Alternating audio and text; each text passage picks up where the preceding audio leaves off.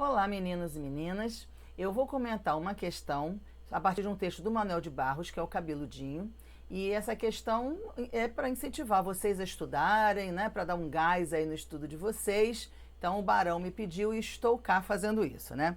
Então, na questão, é uma questão de múltipla escolha, a gente tem que assinalar a alternativa incorreta, tá? Então, na letra A, a gente tem assim: pode-se afirmar que as palavras vó e cabeludinho foram escritas com letras maiúsculas porque exercem no texto a função de vocativo. Então, vamos ver. Quando a avó me recebeu de férias, pronto, já está errada, já é essa alternativa o gabarito, né? Vó aí é o sujeito, né? A avó me recebeu de férias. Então, vó aqui é o sujeito. Vocativo é aquele termo que a gente usa para se referir à pessoa com quem nós estamos falando. E aqui ele não está falando com a avó, ele está falando sobre a avó. Então, a avó é o sujeito do verbo receber, não é o vocativo, tá? Tá com letra maiúscula porque tá individualizando, é a avó dele, né? Então, é como ele chama a avó dele, portanto, a letra tá maiúscula. Assim como o cabeludinho está com letra maiúscula porque identifica o menino, né? No caso do menino, quando tem assim, deselimina esse cabeludinho, aí sim, cabeludinho é o vocativo, né? São os parceiros dele lá, né, do futebol, que estão se referindo a ele. Aí é vocativo, reparem que vem separado pela vírgula, né? No caso de vó não vem, né? Vó é o sujeito. Bom, então a letra A é o gabarito, pronto, já está incorreta. Letra B. A narrativa de memórias foi o gênero textual escolhido pelo autor para abordar o conteúdo gramatical referente ao emprego e ao sentido das preposições, né? Então aqui ele está falando sobre preposições. E aí, né, ele fala, comecei a não gostar de palavra engavetada, aquela que não pode mudar de lugar. Aprendi a gostar mais das palavras pelo que elas entoam do que pelo que elas informam. Por depois, ouvi um vaqueiro a cantar com saudade. Ai, morena, não me escreve que eu não sei a ler.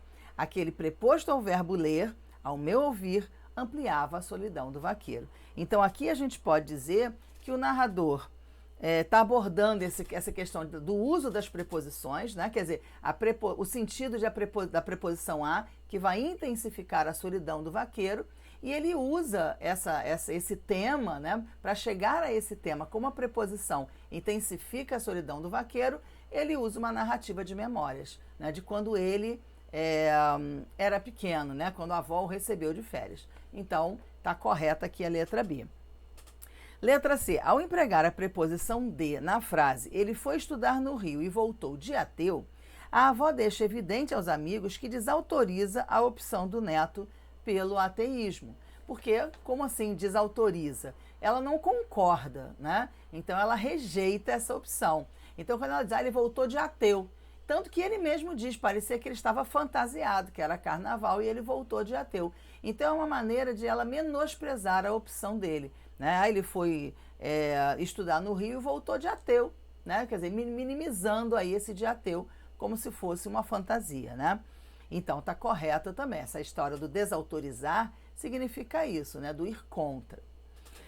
Letra D. O autor constrói dois grupos de sentido opostos relativos ao modo como lida com as palavras. Uma de subjetividade, composto pelo termo perfume de poesia e pelos verbos brincar e entoar.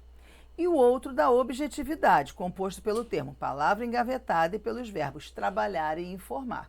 Então, a palavra que tem o perfume da poesia, traz essa ideia da subjetividade, né? Poesia não tem perfume, então o próprio uso da figura de linguagem nos leva para essa subjetividade, né? Assim como a ideia de usar as palavras brincando, entoando, né?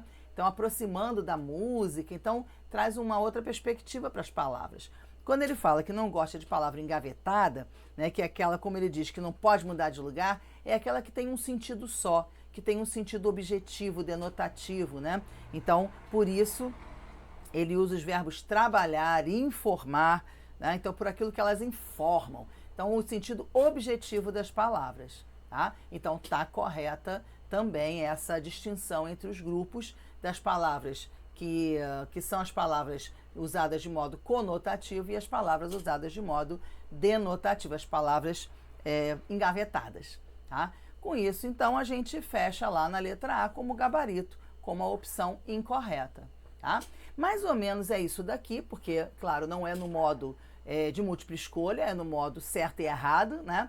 Mas é como a gente faz no curso de coaching, preparação para o TPS, preparação para a primeira fase, né? Então, toda semana a gente propõe listas de 6 exercícios, tem 6 questões cada lista. Então, os alunos fazem essas questões e a gente corrige, né? Então, são questões de certo e errado agrupadas em 6 questões, 4 itens em cada questão. Eu acho que é um modo, assim, bem interessante de vocês estudarem, de vocês manterem sempre aquela proximidade com as questões do concurso, né? Porque essas questões, elas têm esse objetivo de serem semelhantes às questões do concurso, né? Então, é um estudo mais direcionado mesmo para a primeira fase. O módulo o outro módulo que vai abrir agora do coaching começa no dia 13 de abril, tá? Eu acho que é uma boa ferramenta para vocês estudarem, para manterem aí os estudos em dia, ainda mais nessa época de quarentena, né? Então, dia 13 de abril é o próximo módulo do coaching. Vejam lá, tá bom? Até a próxima!